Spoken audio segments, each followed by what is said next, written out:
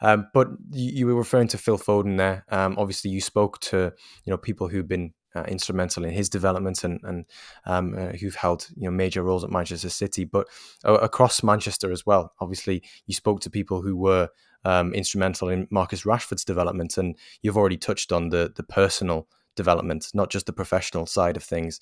That sort of makes Manchester United youth team players, or at least in theory, tries to make them socially conscious as well as being possessing that elite mentality to make it to the top at a club like Manchester United.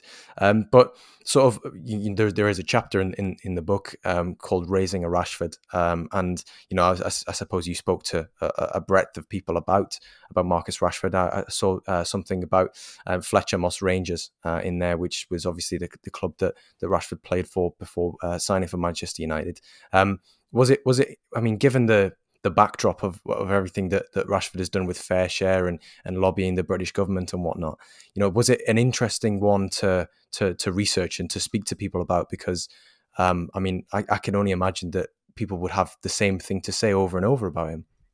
Yeah, no, it really was. It really was. I spoke at length. One of the stars of this book, in a lot of ways, is Tony Whelan, Man United's assistant academy director, who's been with the club, I think, since 1990 in some form of youth coaching role or another, and is still there now, and is a real kind of he's kind of the oracle of youth football in this country, and is certainly the oracle of my book because it starts and ends with him, and his insight is splattered throughout it. He's a guy who is in his late 60s now, but still has the absolute verve and just joy and love for the game and love for his job and a real kind of sense of responsibility to the children he essentially looks after and develops. He's acutely aware of that responsibility, and to see the way he kind of glazed over and talked about Marcus Rashford was really, really interesting to me because here's a guy who's seen it all in terms of youth football. And has done an awful lot as well. Like I said, with that writers' might policy, he some of the coaches at United. I spoke to Paul McGuinness as well, who now works for the FA, but was a long time United youth coach and very respected figure within youth football in this country. And Paul referred to people like Tony as the guardians of the United spirit.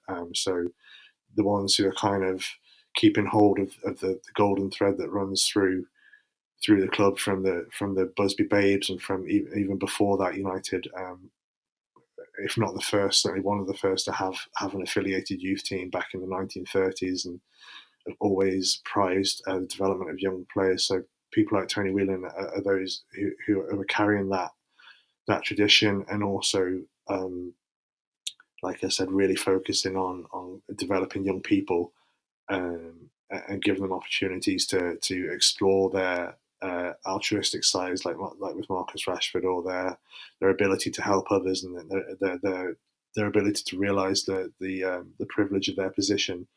But when he speaks about Marcus Rashford, he talks about what an honour it is for him to have worked with somebody like that, to have gone on and do what he's done. And he spoke about how it's just a real honour and a privilege for everyone at the club to have kind of worked with him along his journey and been a part of that.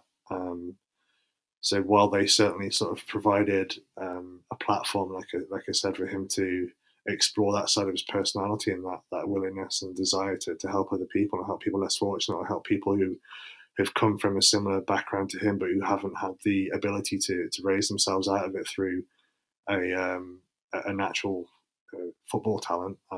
He's taken that upon himself, and it's not only kind of inspired the people who he's helping, it's inspired people who he's working with, and help them kind of become better at what they're doing, become better coaches, become better developers of people by seeing the fruits of Rashford's labour. So yeah, he's someone who has had, I think we all know about his impact on a national scale, but his impact within youth football as well is something that I think is going to be felt for generations. Yeah, he's kind of a benchmark, isn't he? For somebody who is just like so many of us, who's made it good and recognizes that on a professional and a social platform.